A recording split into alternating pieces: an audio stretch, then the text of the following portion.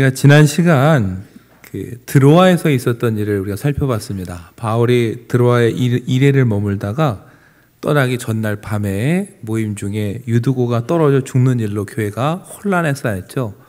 그런데 하나의 은혜로 이 청년이 다시 살아나면서 오히려 교회가 위로를 받고 또 하나님의 은혜를 체험하는 기회가 되었습니다.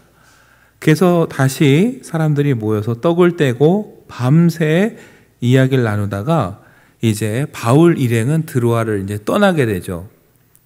떠난 이후에 어떤 여정을 거치는가 지도를 한번 보시면 드로아를 떠나서 좀 작지만요, 가운데 중앙에 파란색으로 표시됐는데 드로아를 떠나서 아주 조금 내려와서 아소라는 곳으로 갑니다.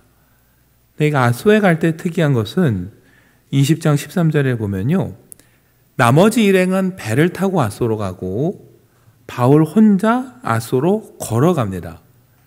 누가는 이유를 설명하지 않아요. 그냥 바울이 걸어서 가고자 해서 그렇게 정했다. 그러니까 한마디로 바울이 혼자 본인은 걸어가겠다고 굳이 그래서 바울은 걸어가고 나머지 일행은 배를 타고 아소로 갔다, 이렇게 말합니다. 그래서 며칠 후에 아소에서 바울과 일행이 만나서 그때부터는 함께 배를 타고 이동을 합니다. 그 다음에 아소에서 조금 내려와서 미둘레네라는 곳을 거치고 그 다음에 기오라는 곳의 앞을 지나서 사모에 들렸다가 그리고 이제 밀레도라는 곳에 도착을 하게 돼요. 이러한 여정을 거쳐서 드로아를 떠나서 이제 밀레도에 바울과 그 일행이 도착을 한 겁니다. 근데 오는 여정 중에 사실 에베소를 들릴 법도 한데 에베소를 들리지 않고 그냥 지나쳐 옵니다. 왜 그런가 봤더니 누가가요 이렇게 설명해요. 오순절 안에 예루살렘에 이르려고 급히 감이라. 바울은 오순절 안에 예루살렘에 가야겠다라고 정하고요, 그 날짜를 맞추기 위해서 급히 서둘러 길을 가고 있다라는 거예요. 그래서 에베소에 가면은 아무래도 시간이 지체되니까 그것을 들리지 않았다라는 겁니다. 일단은 거기 해안에 들리는 이 길이 험하기도 하고, 두 번째 에베소가 큰 도시다 보니까 거기 한번 또 머물러서 교인들 만나기 시작하면은 1, 2주가 갈 수도 있고, 전에 우리가 본 대로 에베소의 은장색들이 소동을 일으켰잖아요. 이 사람들 갖다 맞닥뜨리기를 해서 붙잡히면은 또 길을 떠나지 못하고, 그래서 사실 인간적으로는 에베소에 꼭 들리고 싶었을 텐데 거기를 지나쳐서 밀레도로 옵니다.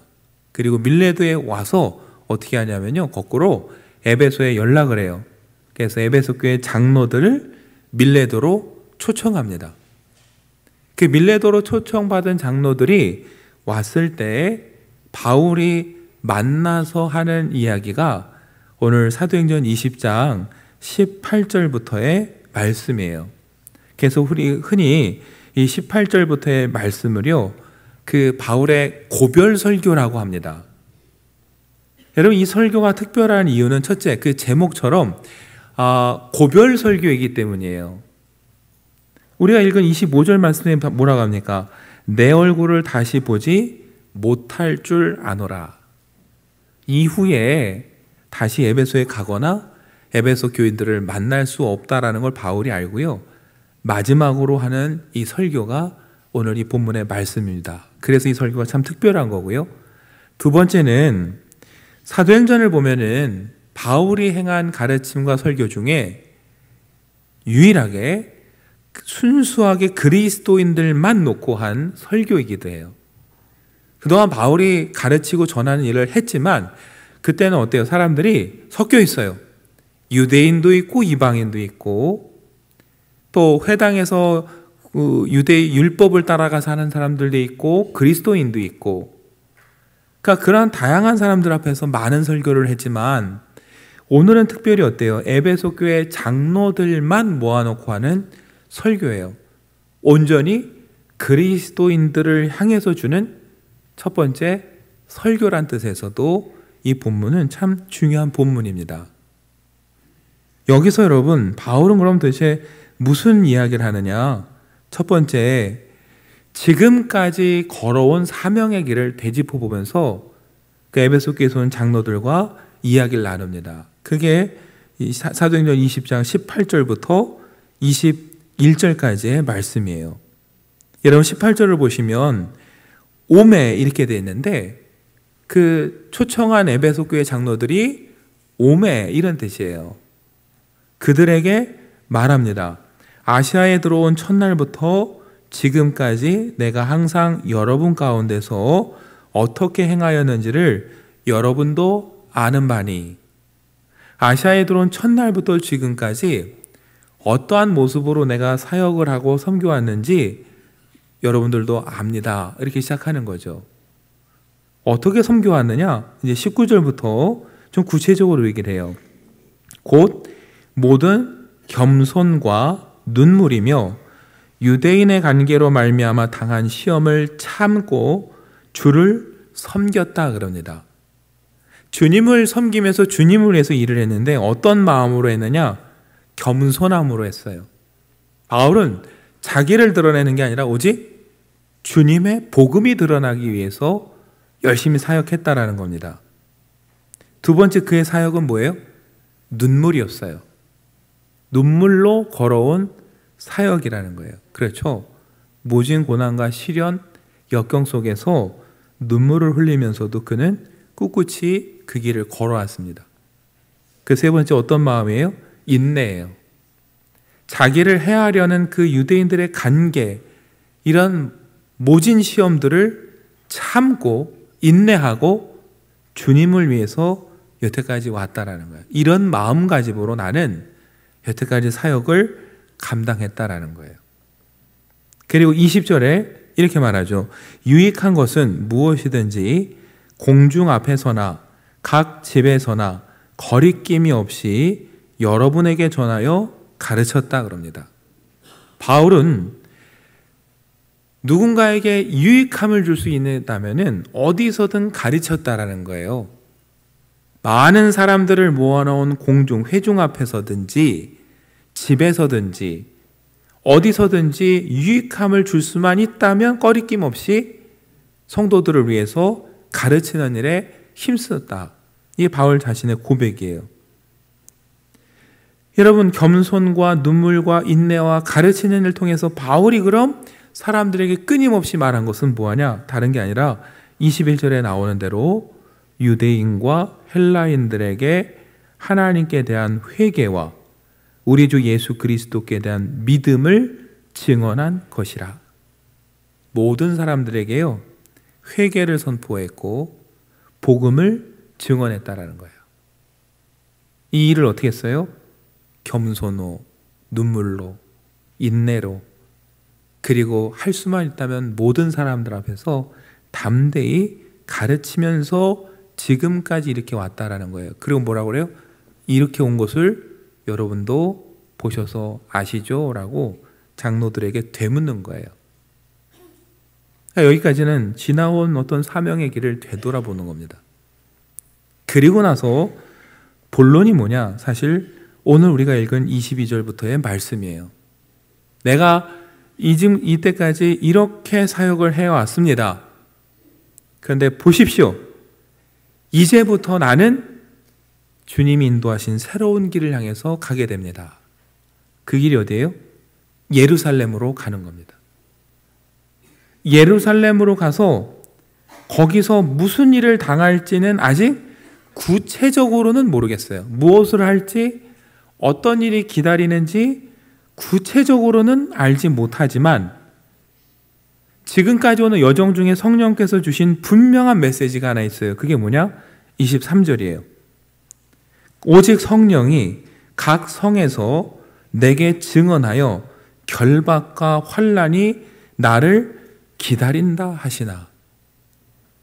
여러분, 참 슬픈 이야기죠. 성령께서 예루살렘으로 가야 한다고. 그래서 그 길을 가기로 했는데 뭐라고 말씀하시냐?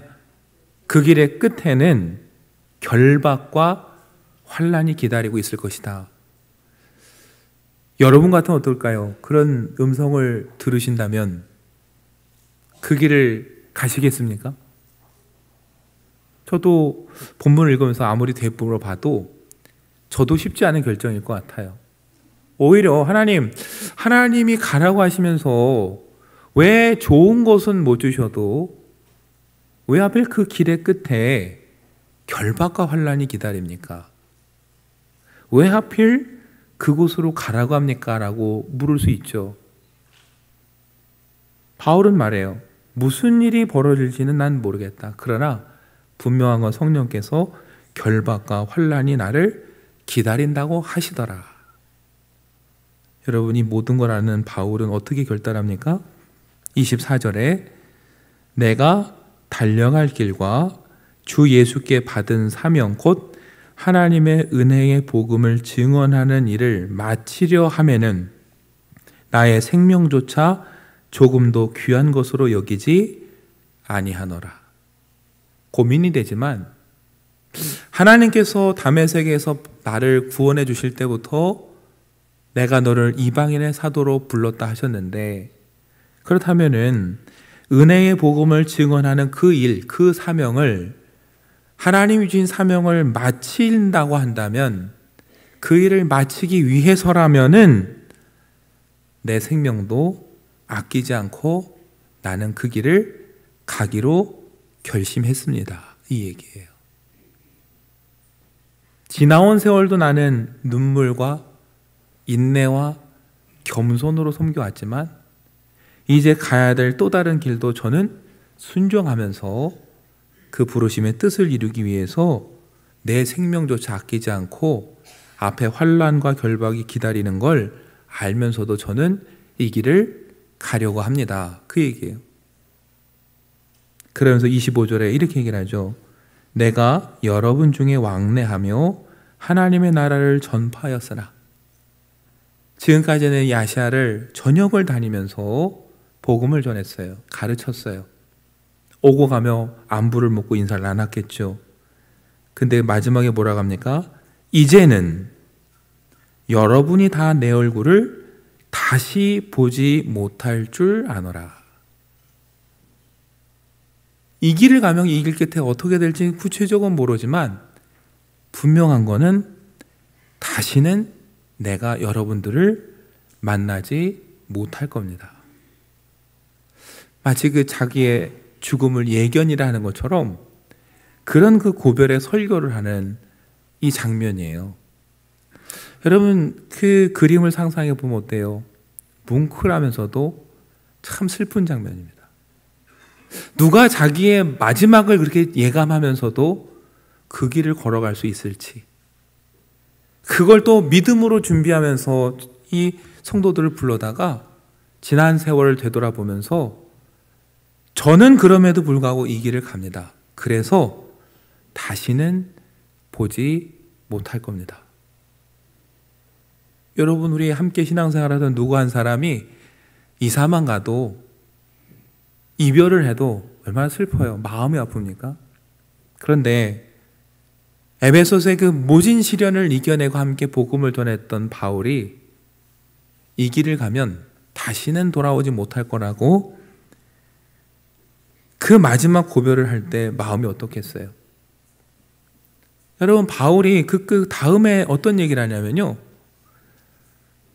지나온 얘기, 앞으로 자기가 할 사명 얘기하고 끝에 자기를 위해 뭐 부탁하는 게 아니라 마지막에 부탁한 하나인 거였어요.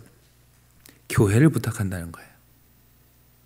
이 순간에도 바울은요, 자기의 안위가 아니라 교회를 걱정하면서 장로들에게 내가 다시는 나를 보지 못할 텐데 교회를 부탁한다 그 얘기를 해요.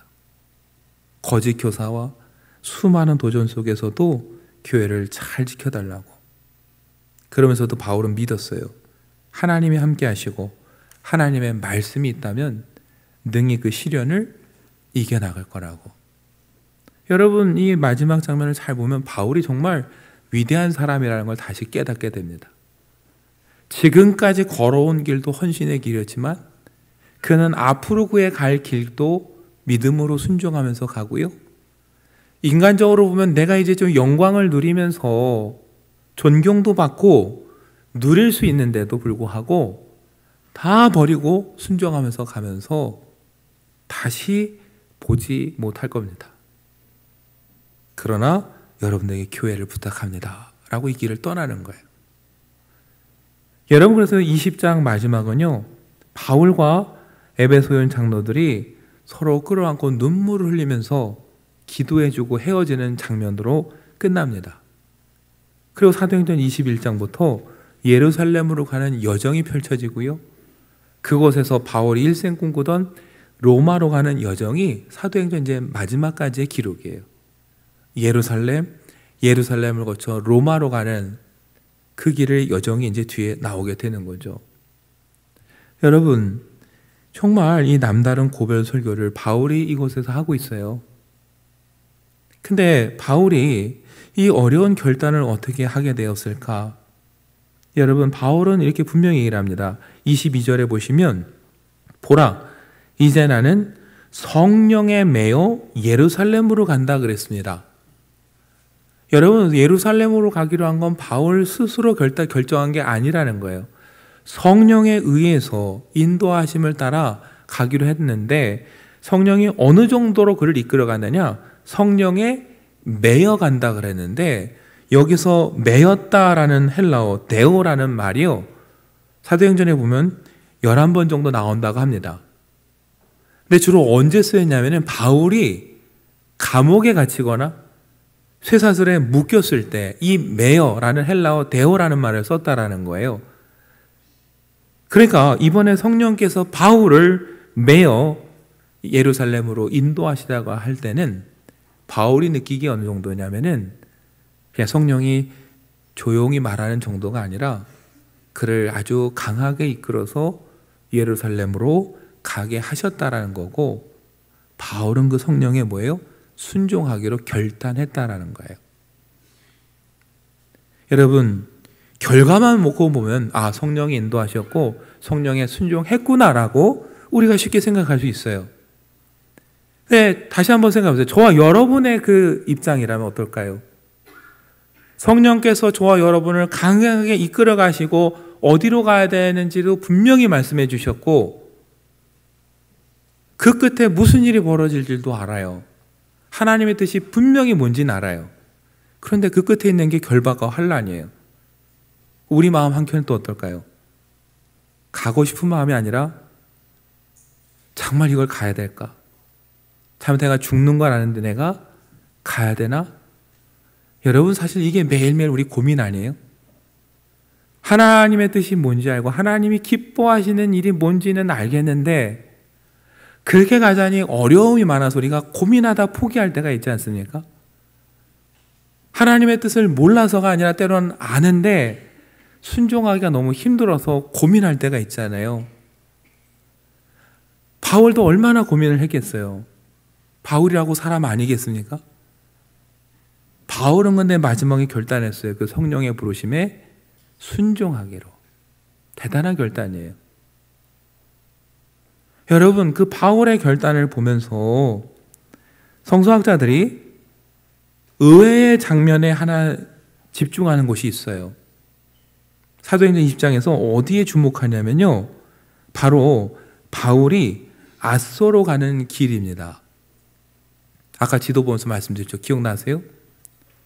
드로아를 떠나서 앗소로 가는데 일행은 다 배로 보내고 어떻게 했어요?